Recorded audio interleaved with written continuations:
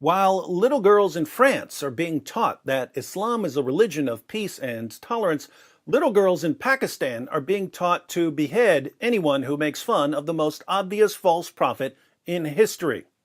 Ex-Muslims of North America shared a video of a Muslim girls' school in Pakistan where Muslim girls are learning how to respond to criticism the Islamic way. Let's check it out.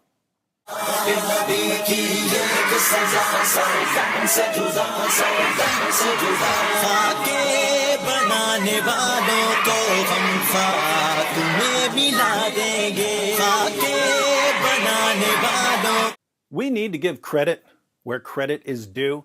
Islam may not be good at producing countries where people actually want to live, or at promoting literacy and education, or at defending women's rights. But when it comes to cranking out songs that make people want to go out and slaughter people in the name of Allah, jihadis are the kings of rock. There is none higher.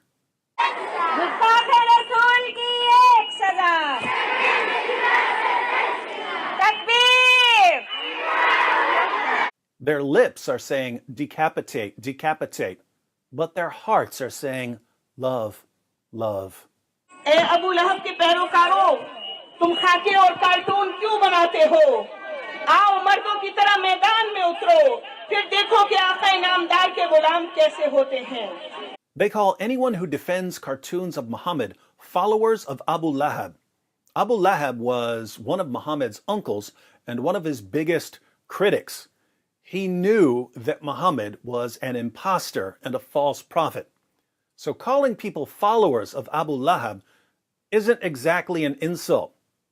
It's strange, though, that they tell French leaders to come and face them like men. Do they really think that Emmanuel Macron is going to assemble an army and attack a girls' school in Pakistan? Be realistic, ladies. It's jihadis who target schools, not Frenchmen. अभी तुम्हारा एक शख्स जहन्नुम Vasil हुआ है. अभी तो हमारे सीनों में आग दहक रही है. तुमने मोहम्मद अरबी सल्लल्लाहु अलैहि वसल्लम के गुलामों को ललकारा है. इब्तिदा तुमने की है, इंतहा अब हम करेंगे. हमारे गर्म खून अपने नबी की शान पर फिदा होने के लिए बेताब है. Our blood is desperate to flow for the sake of our prophet. Muhammad, who had sex with a prepubescent girl and produced a religion that has been promoting pedophilia for 14 centuries, now has a bunch of prepubescent girls saying how desperate they are for their blood to flow for him. How sick and twisted can a religion be?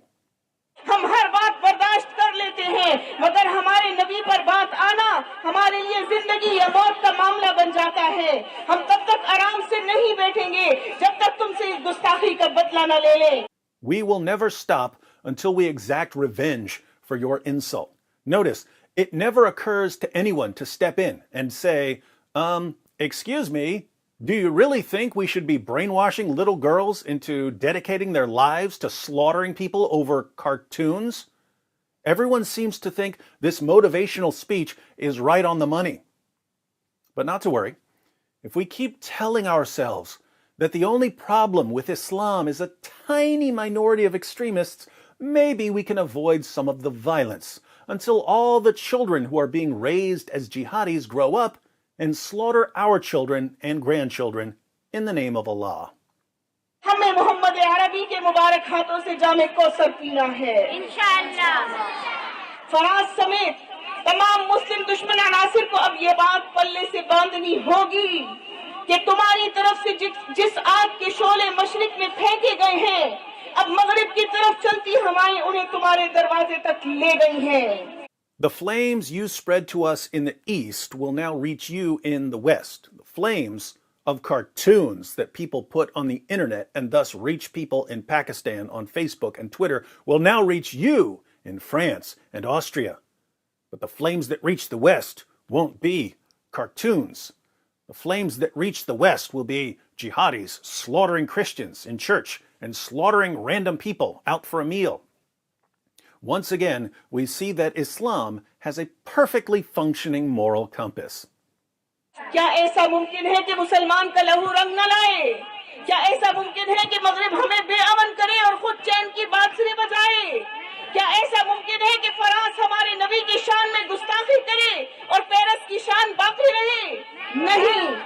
She's talking about Muslim girls shedding their blood to avenge cartoons.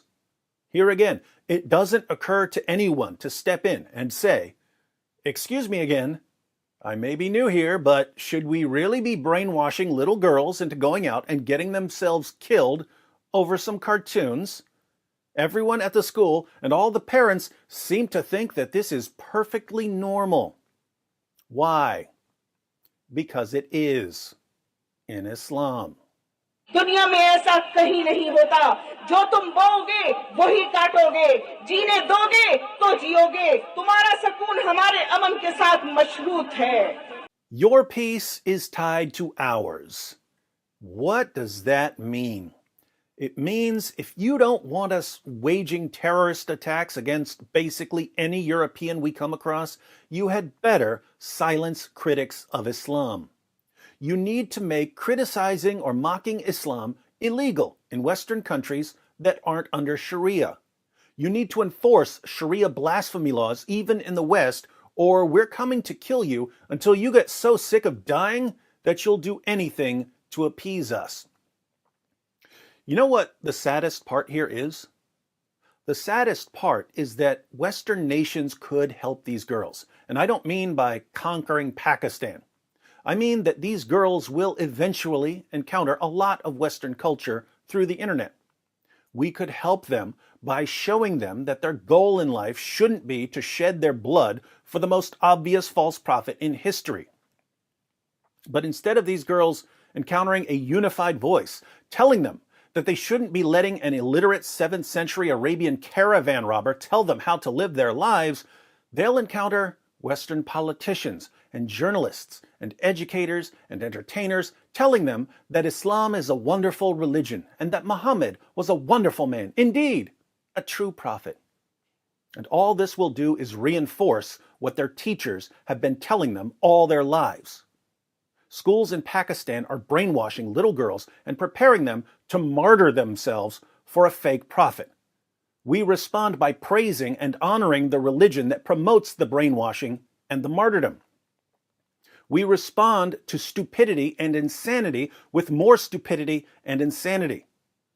The response of the West so far has been an epic failure, so why don't we try something new?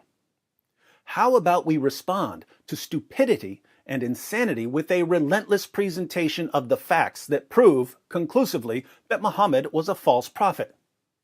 We might hurt a lot of feelings, but we'll definitely save a lot of lives.